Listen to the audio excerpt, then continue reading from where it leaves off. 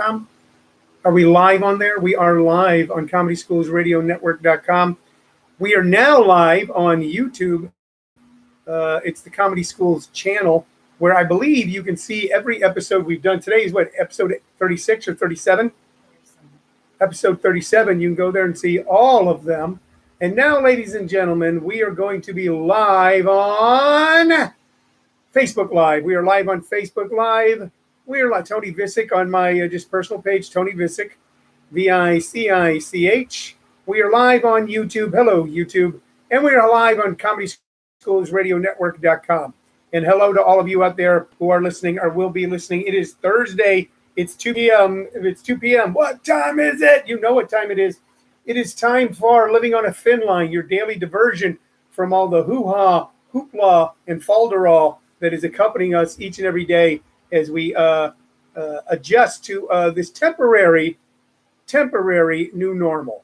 So I hear people say this is going to change things forever, etc.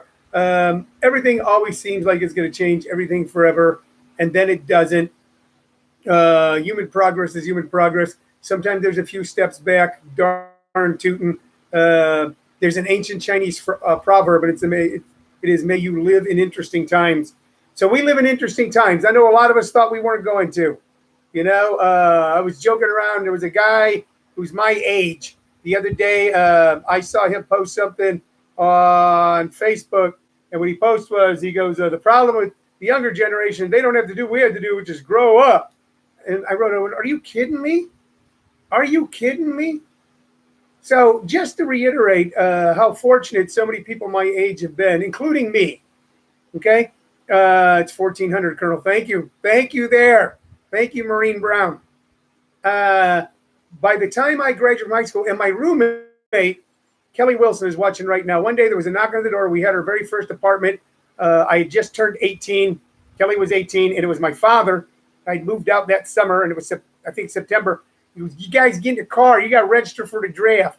So he took Kelly and I down to the county seat, and it was the law that we had to register for the draft. Vietnam was going on, but it was winding down, and they weren't drafting anyone anymore. So we didn't have to deal with that. We haven't had to deal with so many things that previous generations had to deal with. We've certainly had our issues in our time, but for the most part, it's been a mighty time. Right now, we're dealing with probably is the most disruptive crisis for the largest amount of people. There have been other crises that have been disruptive for smaller groups of people. But we're dealing with the crisis that's disruptive for the largest group of people, and it is the pandemic, and it is the quarantine. These will be interesting times, but 2 months from now, 6 months from now, a year from now, 2 years from now, this will be the past, just like the 1918 pandemic. People are working to change things. Right now, what we're working to do is make the best out of a weird situation. And that's one of the reasons we do this show every day, ladies and gentlemen, every day at 2 p.m. except Saturday night when we do it at 7 p.m. to give you a diversion and a break from all of it. Hopefully even what is always the most dangerous voices, which are the voices in our own head. So that's what we're doing. I had a great advanced class workshop last night. For those of you that don't know, for the last 20 years, I have taught stand-up comedy workshops, usually live and in person, where I'd rent a building someplace and people would come sign up there. Currently, we're doing them on Zoom through social apps. And I've got to say, I've got just the most fantastic and talented group of people I've ever had the joy of spending time with right now. And you talk about dedicated. This is anywhere between 15 and 18 people who are coming together on Zoom to write, rehearse, and perform together, be able to put on a fantastic show for you on May 22nd. May 22nd will be the next Class Clown show on Zoom. Before that, tonight, ladies and gentlemen, watch my page on Facebook, Tony Vicich. Watch my page on Twitter, etc., because there's going to be a link put up for our first ever Let's Get the Comics Page show.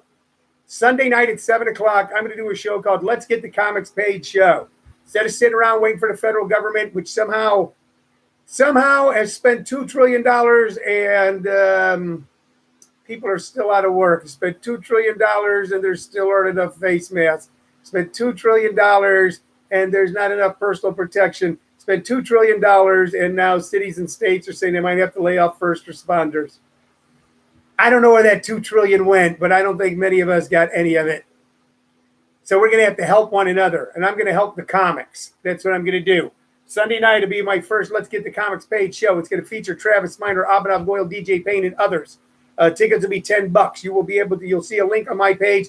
We'll send out emails. We're going to promote the hoo-ha out of it, and you're going to be able to pay to watch a fantastic comedy show put on by some of the best up-and-coming comics I've ever come across. That's going to be Sunday night. Later on tonight, late tonight, the link will go out, so you want to check that out. And, of course, I'll talk it to death on every show I do up through Sunday. Okay? All right, so that's going on. What do we got going on today? What did we build this show around? We built it around knickknacks, paddywhacks, give a dog a bone, hoo-ha, and memorabilia that I have just sitting around in my house. Yeah, that's right. We got tattoo shops opening. I just got to mention my home state of Missouri once again. And God, I love so many people there. I was supposed to be there just last April. I was there last fall. Saw so many great friends from all the way back in high school. Teachers, people I ran around with, relatives, my nieces, my aunt, so many great people that I saw. I don't know. I do know what has happened over the years is that a certain group of people have dedicated themselves to make sure that stupid people get elected to office who play to our most base instincts. So the Attorney General for the state of Missouri is suing China. Now, don't you think that money be a little better spent on face masks for first responders? Don't you think that money be a little better spent on testing? In Georgia, they're going to open up tattoo parlors and bowling alleys. In Las Vegas, they're going to open up casinos. And I get it, man. I want to open up too. I want to open up. I want to go. I want to travel again. I want to go see my daughter in LA. I want to go down the road and see my grandkids. I want to do this stuff. I want to go to New York City again and eat clams at Umberto's in Little Italy. I want to. Shirley and I want to go down to our hideaway down near Tucson. It's a place we know that we rent. We don't tell very many people. A hacienda in the middle of nowhere. We want to do those things. We want to do them. You want to do stuff too. And I don't think opening up a tattoo parlor is going to help that. I don't think so.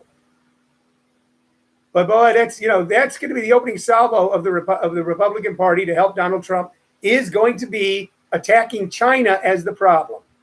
Not that there's no coordinated effort being put forward by our federal government. What we've got going on right now is if in December 7th, 1941, the Japanese had bombed Pearl Harbor and began to attack other territories and places supposed to be protected by the United States, and Roosevelt went, the states are going to have to deal with this. This is an unprecedented attack. Idaho's going to have to handle it themselves. So, but we're going to provide for you every day at 2, and also now on a weekly basis, entertainment to take you away from some of the stuff going on in the day. And right now, what I built this show around is showing you this memorabilia. And I'm going to show you the very first piece right now. And I hope you enjoy it. Okay? All right. Hello, Linda Daniels, Hernandez, Cricket, Gil, Kevin Brown, Charles Kaminsky, Myrna Craddock, Tina and Mike, everybody. Puneet, how are you? David John, how are you? Okay. Here's the first thing. You go, hey, we kind of saw something like that the other day, Tom. There you are, YouTubers. Look at that. There are you. There you are, Facebook Live. Look at that. What are you looking at? You're looking at a picture of 2 men, and they're holding hands, which is fine, okay? But they're holding their hands up high, and they're waving and smiling. And who are these 2 men? They are none other than John Kerry and John Edwards, the Democratic presidential nominee for president of the United States in 2004 and the vice presidential nominee. John Kerry did not win. He was what they called swift-boated, a minor incident that took place and that he wrote about was blown up into gigantic proportions. And the fact that he did volunteer and go to Vietnam when some other people had bone spurs was derided and turned into a derogatory action.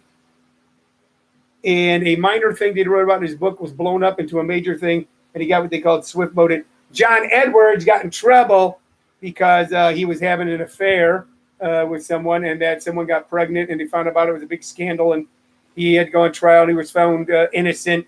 And right now, the scandal of John Edwards pales in comparison with so many scandals we've seen coming from more recent politicians. But anyway, how did I get this? Is that I donated money to the earlier picture I showed you earlier this week was a picture of George and Laura Bush. And all I did was vote for one Republican for governor of California, even though I knew he was going to win. But I voted for him way back when, 2002, 2003, I can't remember when. But I donated to the Democratic Party at that time. And once I donated, they sent me a bunch of junk. And one of them was this autographed picture. So hanging in this office, ladies and gentlemen, there is an autographed picture of George and Laura Bush and of John Kerry and John Edwards. And that confuses a lot of people. That confuses people. People get confused so easily. You just tell them, you say, I'm friends with Democrats and Republicans. And they go, that's confusing. How can you be friends with somebody who votes for this guy and a guy who votes for that guy? That messes me up. I'm all messed up. Because I don't base my friendship on that at all. I base my friendships on who can bring me drugs. No, that's not true. I don't take drugs. 35 years clean and sober. But at one time, it was a pretty good basis for where you would show your loyalties, wasn't it? So, autograph picture. I don't know if they hand did this one. It looks like it, but I'm pretty sure it's like a print. It's a print. They do it, and then they do like thousands of prints and send them out. I don't think John Kerry and John Edwards autographed this personally. Anyway, it's just kind of a fun, goofy thing to have in the house. I've often liked people, and so many people they say they don't like politicians, lawyers. Some of my very close friends are politicians and lawyers. There's certain politicians in this town where I live, Maricopa, that I regard with great, great, great respect. And there's one or two that I wouldn't piss on if they were on fire. So people ask me what kind of town Maricopa is. I don't know what kind of town it is now. It's a quiet town now. But before all this happened, I'll tell you what kind of town this little town I live in outside of Arizona was. It was the kind of place where Democrats voted for Republicans and Republicans voted for Democrat because we were voting for the best individual to do the best job for this city. And I think that those guys are going through a tough time right now because they were the city council and mayor of a thriving, growing, and by the way, kind of high-end, economically little metropolis.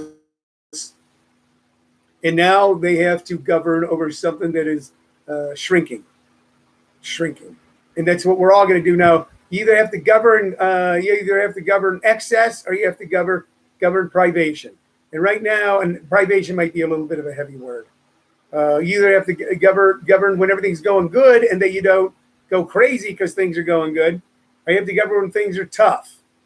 And I have faith in the guy who's the mayor of this town because he was the president of my homeowner association back in 2008 when things were tough. What I haven't seen yet is just the mass move-outs that I saw here in 2008 when people just packed up and left and abandoned their homes. I haven't seen that yet.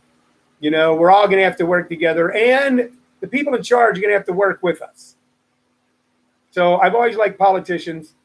I've always liked lawyers. People go, I don't like lawyers. I go, well, lawyers are jerks. You go, well, go on to hire a lawyer who has a reputation for being just a sweet, soft touch when you have a court case, idiot.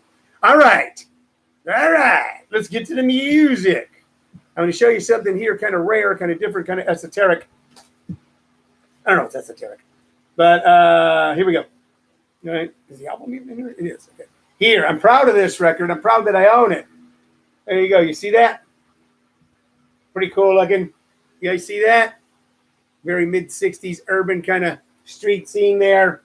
Okay. And it is, of course, an integrated group of people. And who is that, ladies and gentlemen? That is one of the great forgotten bands of the mid-'60s that were ungodly influential. This is the Paul Butterfield Blues Band.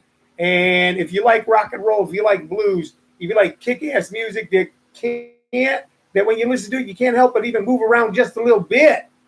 You want to listen to the Paul Butterfield Blues Band. The lineup for this band, and this is like 1965, 66, was Paul Butterfield on vocal and harmonica, Mike Bloomfield, the legendary Mike Bloomfield on slide guitar, and the well-known, to my generation, and popular Elvin Bishop on rhythm guitar, a guy named Mark Naftalin on organ, who played with so many great groups and sat on so many things, guy named Sammy Lay on drums. I'm not familiar with him. Jerome Arnold. But Paul Butterfield, Mike Bloomfield, Elvin Bishop. Stunning that those three talents were in one group. And they played really classic blues stuff on here. Born in Chicago. This was Chicago blues. Shake Your Moneymaker. Okay, Blues with Feeling. Thank you, Mr. Poobah. I got my mojo working. I got my mojo working. Psyche was Screaming. Our Love is Drifting. Mystery Train. Train rolling down the track. Last Night, Look Over Yonder Walls. The big fun things to listen to this album would be Shake Your Moneymaker, I Got My Mojo Working, and Mystery Train. All right, and these are songs that were then redone by hundreds of white pop blues groups. But Paul Butterfield, man, they adhered to the real sound of Chicago blues. And bands like Paul Butterfield took what was done in the unlistened to African American community, not listened to in America by white people, brought it to white people. And in a big loop, we came back to listen to all these great people, to listen to Willie Dixon and Howlin' Wolf, B.B. King, etc. Paul Butterfield was a great harmonica player. Paul Butterfield is one of those people, like the Grateful Dead, that they were at Woodstock, and the guy making the movie did not put them in the movie. And I think the guy making the movie had a little beef with Paul Butterfield. All right, so the sad thing is what we learned then, even though Paul Butterfield and the Grateful Dead were at Woodstock, hardly anyone knows that because they weren't into film. And in Woodstock, even though it was in front of anywhere between 300 and 500,000 people over that 3-day period, it pales in comparison to the millions upon millions who watched the film. Okay? The medium is the message. The medium is the message. And that's why I'm so excited about the things that me and my friends are beginning to do on with social media to bring entertainment to you. All right? So listen, you owe it to yourself. You're killing time today. Just YouTube Paul Butterfield Blues Band. Just Mystery Train. Just Paul Butterfield Blues Band Mystery Train. You'll love it. You go, oh, I know that song. Well, they did it before anybody that you know did it. Okay? Or Shake Your Moneymaker. And you go, oh, I know that song. You know? Or I Got My Mojo Working. You know? And you'll be happy you did because it's fun music. All right? Paul Butterfield Blues Band. The next one, okay, kind of well known to my generation, and one of the coolest album covers, freakiest you've ever seen is this. Look at that. Yeah. Oh, yeah. Look at that. Look at that. And this even, it comes open. Let me see here. There, I can only show it to you on YouTube to its full effect. It's an entire piece of art. I'm going to go across here on Facebook Live. Check that out. Isn't that wild? What is this album? Does anyone out there know what this album is? Does anyone care to venture a guess? I'll wait 2.5 seconds. 1001, 1002, 1000. All right, time's up. Sorry. You did not win the refrigerator. This is, ladies and gentlemen, King Crimson. This is In the Court of the Crimson King. This was one of the most influential and popular albums of the late 60s, early 70s. This was freaky prog rock like we had never heard before. So what was prog rock? It was progressive rock. And it was kind of an artsy sound. And it was really kind of embodied in bands like the Moody Blues, Procol Harum, and King Crimson. And of course, the biggest progressive prog rock band to ever exist, and what became the most popular, of course, was Pink Floyd. But before them, when you were a kid growing up in St. Louis and you were listening to KC 95 FM and you heard 21st Century Schizoid Man and you went, what the hell is that? And of course, the side 2 only had 2 songs, Moonchild, including The Dream and The Illusion, 12 minutes and 15 seconds. But the biggie from there was In the Court of the Crimson King. You listen to In the Court of the Crimson King when you're 14 years old, 15 years old, and you've just eaten a piece of paper with a weird-looking funny guy on it, and all of a sudden the walls are melting and the earth is moving, and you will have experienced something. I'm not recommending it. Not recommending the second part of the experience, but go back and listen to In the Court of the Crimson King. Stunning. Some of these guys went on later on to be in Emerson, Lake and Palmer and other groups. King Crimson, one of the best groups. I had the good fortune to see them live when I was 15 or 16 years old. And it was a weird lineup. They had Kiel Auditorium in St. Louis, Missouri. It was, I want to say it was Black Oak, Arkansas, and then King Crimson. So Black Oak doing an early version of Southern Boogie Rock before it really had a name. And then King Crimson coming out and doing this sort of opera rock. It was weird. As a matter of fact, when King Crimson came out, we're a bunch of teenagers, 10,000 teenagers packed into a place called Kiel Auditorium. We're all like, woo, ah, just walking around being cool. And at one point, the band went, all right, you need to listen right now. If you're not quiet, we're not going to continue playing. We're going to need silence so you can hear the music. And of course, we in those times, so revered these pop musicians, so revered them, and so believed that they had something to say because it didn't seem like the adults had answers. The only answer that adults seemed to have those days were, well, if you get drafted, you have to go over there and if you get shot, you die for your country. That was the answer that so many of them seemed to have. The musicians seemed to us to have the answers. They didn't, but they certainly seemed to. That's who we turned to. But when that man went, if you're not quiet, we're not going to play. You need to be silent so you can hear the music. We all shut up and listened. But man, was it a aural, A-U-R-E-L, that means hearing, experience that obviously I haven't forgotten. I might forget to put on socks on certain mornings, but I'll never forget the time that I saw Black Oak, Arkansas, and King Crimson. And by the way, if you're ever depressed, if you're feeling blue, if you're feeling down, okay, if you're in a little bit of a funk, let me give you a surefire way to get out of it. You ready? And this I promise you. YouTube, Black Oak, Arkansas, live, Jim Dandy to the rescue with Ruby D. Black Oak, Arkansas, live, doing Jim Dandy to the rescue, featuring Ruby D. And you will see a group of people on stage that should have never made it any further than being auto mechanics and living in a trailer with no wheels in the back of the trailer park, who rose up and for a short period of time were bright, shining lights in the musical and entertainment firmament in America. And if you want to see people having a time in their life and know they're having fun and know and have a good time, you want to watch Black Oak, Arkansas, doing Jim Dandy to the rescue live with Ruby D. And it'll make you feel good because it's just fun to watch. It's just fun to watch these people having so much fun. So I showed you my autographed picture of presidential candidate John Kerry. I did, along with John Edwards. I showed you my Paul Butterfield Blues album. And that's not like a best of, man. That's like a real deal original album. And I showed you my King Crimson album.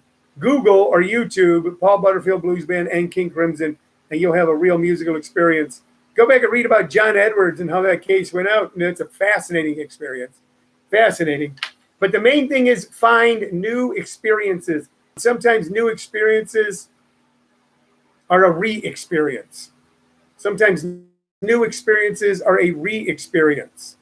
So when I put on the Paul Butterfield Blues Band, when I put that album on my record player, which is sitting right over here, a little turntable I have, when I put it on there and I listen to it, I'll be re-experiencing something I experienced long ago. And therefore, it'll be a new experience. I'll give you a real-time, real-world idea what I'm talking about. The Rolling Stones album "Exile on Main Street" came out in 1971 or 72, maybe 73, right around that time, I think. And I saw them play that entire album at Kiel Opera House with my brother Jerry, okay, and owned the album. All right, but a few years ago, I got a hold of the CD. I started playing around the house. I couldn't stop playing. I played in the car. And there was a trip that my wife Shirley and I took with my daughter Alicia and a fellow she was seeing at the time, where we drove cross country from Arizona to St. Louis to visit my mom and stayed at a hotel in downtown St. Louis, which I always thought was cool to do, being a poor, broke kid from Jefferson County, to be able to stay in a hotel downtown. Big deal. Be able to walk over to the ballpark. And now when I listen to Exile on Main Street, it is that experience with my wife and my daughter and that drive cross country that is strongest in my mind. I took an old experience, re-experienced it, and created a new and wonderful memory for me. You do that too. You do that too with a book, with a movie, with a magazine, with a piece of music. You do that too. You'll be glad that you did. It'll keep you safe. It'll keep you healthy. It'll keep you sane. All right, I'm going to wrap it up for the day, okay? It's been a long day. I'm very tired. Long day, and I've got a class to teach tonight, which I'm grateful that I'll be teaching. We've got people in that class from Australia and Ohio, all in the same Zoom room while I sit here in Arizona. Okay, so, I got this class Tuesday. I just got to tell you about the cool thing about it is we have someone in it from Los Angeles. I got someone in it from right across the street. If I look out the window, if I look out these windows right behind me, not those two you can see, but right next to it right there, I see the house where someone is in my workshop and they're over in that house. That's the magic of the time that we're living in. It's tough times, but there's magic too. Concentrate on the magic while taking care of yourself. All right, that's it for the day. I'll be back tomorrow at 2 p.m. And by that time, announcements will be made about our big Sunday night Let's Get the Comics Paid show. You're going to see it. You're going to attend it. You're going to love it. Okay, the announcement will be made. It will be Sunday night at 7. Watch for the link. Click on the link. Buy a ticket. See a show. All right, but you'll be able to see me free tomorrow at 2. My name's Tony Vicich. Your name's whatever you want it to be. You've been watching Living on a Thin Line on Facebook Live, YouTube Comedy Schools channel, and the Comedy Schools Radio Network.com internet-based radio station. Goodbye, you guys. Goodbye. Yeah. All right, YouTubers. Got to say goodbye to you now separately because it takes a little longer to get off of YouTube here. So, goodbye, everybody on YouTube. I'll see you tomorrow. Thanks for watching.